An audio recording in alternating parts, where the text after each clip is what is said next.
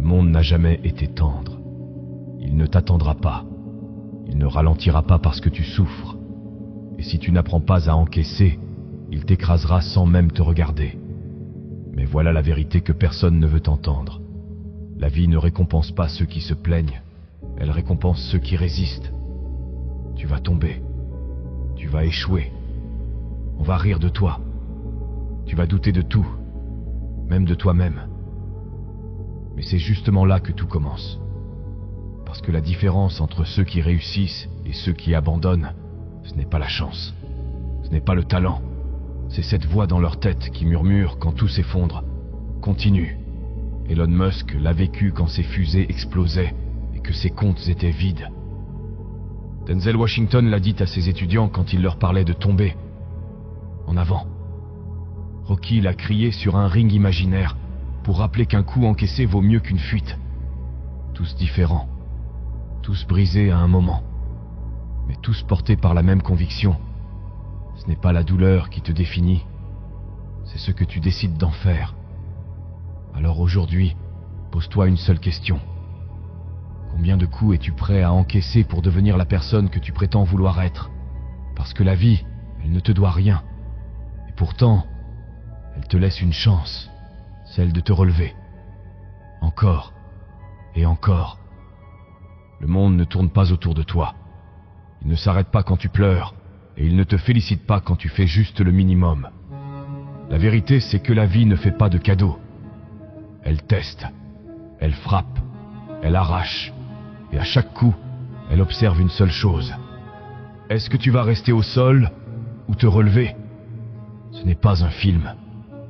Il n'y a pas de musique dramatique qui t'accompagne quand tout s'écroule. Il y a juste toi, ton souffle, ton cœur qui bat trop vite, et cette impression d'être seul contre le monde entier. Et c'est normal, parce que c'est le prix de la croissance. Les gens qui ont bâti quelque chose de grand ne l'ont pas fait dans le confort. Elon Musk a connu les nuits blanches où tout pouvait s'effondrer en une signature manquée. Denzel Washington a connu les refus, les échecs, les années où personne ne croyait en lui. Tous ceux que tu admires aujourd'hui ont un point commun. Ils ont souffert en silence. On veut la gloire, mais pas la guerre qu'il faut livrer pour y arriver. On veut les résultats, sans les cicatrices. Pourtant, le monde fonctionne sur une loi simple. Tu obtiens ce que tu mérites, pas ce que tu espères, pas ce que tu crois mériter. Ce que tu prouves, jour après jour, quand personne ne regarde. Et cette vérité dérange, parce qu'elle te retire ton excuse préférée, celle du « ce n'est pas de ma faute ».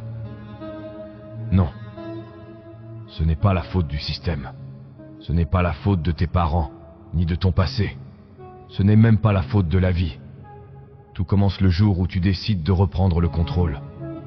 Parce qu'à ce moment-là, quelque chose change. Tu cesses d'être une victime, tu deviens l'auteur. Et c'est là que la vraie transformation commence. Il y a toujours un moment où tout bascule. Un jour, tu te réveilles et tu sens que quelque chose s'est brisé.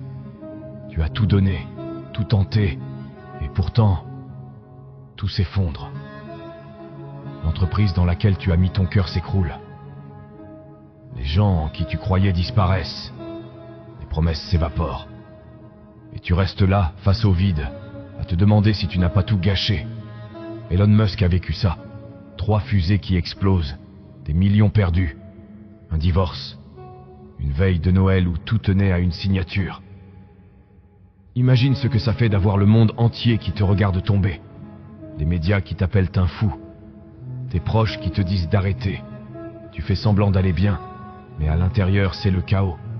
Chaque pas est un effort, chaque minute pèse une tonne, et c'est là que beaucoup abandonnent. Parce que personne ne t'a prévenu. Le chemin vers ton rêve passe d'abord par l'enfer. Ce n'est pas romantique, ce n'est pas glorieux, c'est brutal, injuste, épuisant. Tu pleures dans le silence, tu doutes, tu te répètes que peut-être ils avaient la raison, que tu n'es pas fait pour ça. Mais c'est là, précisément là, que le choix se fait. Certains tombent et se plaignent, d'autres tombent et comprennent. Ils comprennent que la douleur n'est pas la fin, c'est le signal. le signal qu'ils ont touché leurs limites et qu'ils doivent maintenant en créer de nouvelles. Le point de rupture, ce n'est pas la fin de ton histoire. C'est juste le moment où tu décides si tu veux qu'elle en ait une. Et c'est à ce moment-là que naît la force que personne ne voit. Celle qui ne s'achète pas, celle qu'aucune école ne t'apprendra, celle qui fait de toi quelqu'un d'impossible à briser. Il arrive un moment où tu ne peux plus fuir. Tu as tout perdu, tout essayé, tout espéré. Et tu réalises qu'il n'y a plus personne à blâmer. C'est toi contre toi. Ton passé contre ton avenir. Ta peur contre ta foi. Tu peux choisir de t'écrouler pour de bon ou te relever une dernière fois, même sans force, même sans espoir. Et ce moment-là, ce minuscule instant de courage, change tout. C'est le moment où tu décides que plus personne ne viendra te sauver, que tu es prêt à saigner pour tes rêves, que tu es prêt à mourir symboliquement pour renaître autrement. Ce n'est pas un cri, c'est un silence, pas une explosion, mais une décision froide. Tu te regardes dans le miroir et tu dis « Assez, assez de t'apitoyer, assez d'attendre la validation, assez de rêver sans agir. » À cet instant, quelque chose change en toi. La peur ne disparaît pas, mais tu apprends à marcher avec elle. Le doute reste, mais tu refuses qu'il te paralyse. Tu comprends enfin que la douleur n'est pas ton ennemi, c'est ton allié. Parce qu'elle te montre où tu dois grandir. Elle te forge là où tu étais fragile. Et c'est là, dans ce silence, dans cette fatigue, que naît ta nouvelle version. Pas celle que les gens attendaient, celle que tu as choisie. Après la décision vient la guerre. Pas la guerre contre les autres, la guerre contre ta propre flemme. Tes excuses, tes anciennes habitudes, c'est la partie que personne ne voit. Les réveils à 5 heures du matin, les nuits sans sommeil, les sacrifices que tu ne racontes à personne parce qu'ils ne comprendraient pas. Tu travailles, encore et encore, sans résultat, sans reconnaissance, sans garantie. Tu rates. Tu recommences, tu tombes, tu te relèves, et chaque fois, tu gagnes quelque chose que personne ne peut te voler, la discipline. C'est elle qui te fait avancer quand la motivation s'éteint.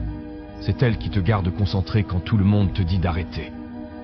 Elon Musk parlait de semaines de 100 heures, pas pour impressionner, pour survivre. Denzel Washington disait « Tombe en avant, pas pour le style, pour apprendre. Le succès, ce n'est pas une explosion. C'est une accumulation silencieuse. Tu répètes, tu ajustes, tu recommences, encore et encore, jusqu'à ce que la fatigue devienne ton carburant. Et c'est là que tu comprends quelque chose que peu de gens saisissent. Le travail n'est pas une punition, c'est une preuve. Chaque heure passée à bâtir te sépare un peu plus de la version de toi qui abandonnait. Ce n'est pas glamour, ce n'est pas viral, c'est la vérité. La réussite se forge dans les heures que personne ne voit, dans les efforts que personne n'applaudit, dans les combats que tu mènes seul, sans témoin. Et quand tu comprends ça, plus rien ne peut t'arrêter. On t'a appris à avoir peur de l'échec. On t'a répété que tomber, c'était perdre. Mais la vérité, c'est que l'échec, c'est la preuve que tu avances. Reggie Jackson a été éliminé plus de 2600 fois au bâton. Mais personne ne se souvient de ses erreurs. On se souvient de ses home runs. Thomas Edison a échoué 1000 fois avant d'inventer l'ampoule. 1000 fois. Et pourtant il disait « Je n'ai pas échoué 1000 fois. J'ai simplement trouvé 1000 façons qui ne marchaient pas. » Ce que ces gens ont compris, c'est que chaque échec cache une leçon. Chaque chute t'indique ce qu'il faut renforcer. Chaque refus te rapproche d'une meilleure version de toi. L'échec, ce n'est pas un mur. C'est une boussole. Si tu n'échoues pas, c'est que tu ne tentes rien. Si tu n'as jamais peur, c'est que tu n'as jamais visé assez haut. Les plus grands n'ont pas fui l'échec. Ils l'ont cherché encore et encore, jusqu'à ce qu'il devienne leur terrain d'entraînement. Parce qu'ils savaient une chose que la majorité oublie. La douleur du regret est bien plus lourde que celle de la tentative. Tu peux vivre avec une cicatrice.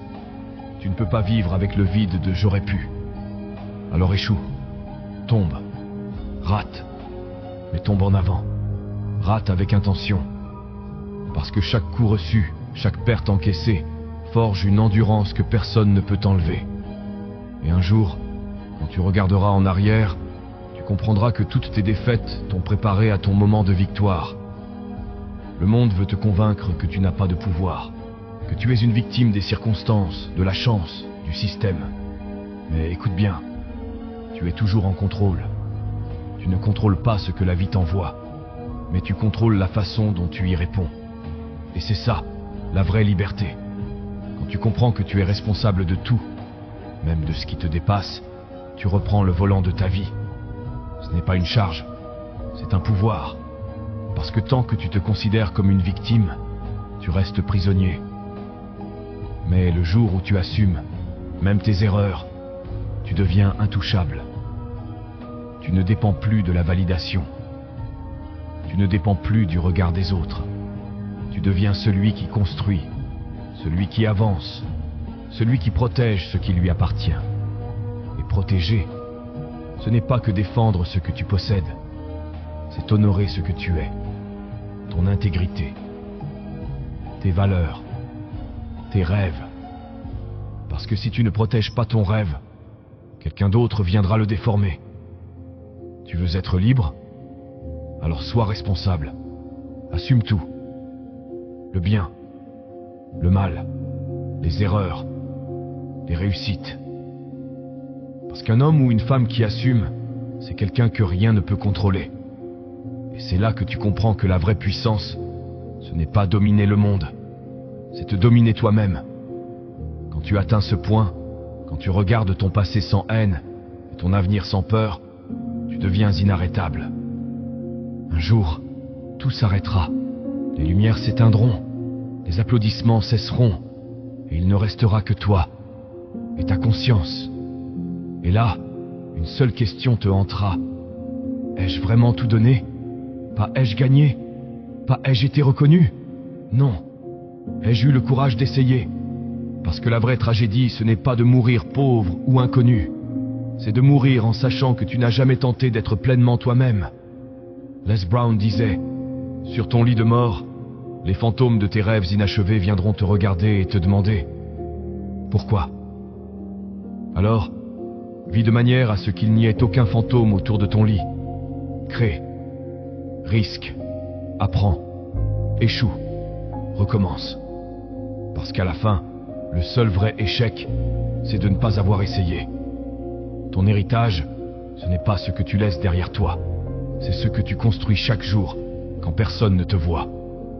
Et si tu continues à te relever, encore et encore, si tu refuses d'abandonner, même quand tout semble perdu, alors un jour tu te regarderas dans le miroir et tu sauras, je n'ai pas vécu pour impressionner, j'ai vécu pour inspirer.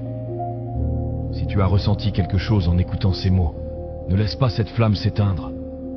La motivation n'est pas un feu d'artifice, c'est un feu qu'on entretient. Chaque jour, rappelle-toi que tu es plus fort que ce que tu crois. Alors relève-toi, avance, continue, et fais-le pour toi, pas pour prouver, mais pour devenir. Parce qu'un jour, tu remercieras la version de toi qui a refusé d'abandonner. Si tu veux continuer à nourrir cette énergie, cette mentalité de fer, abonne-toi, active la cloche, et garde la rage de progresser. Parce que le monde n'a pas besoin d'un rêveur de plus. Il a besoin de toi, en action.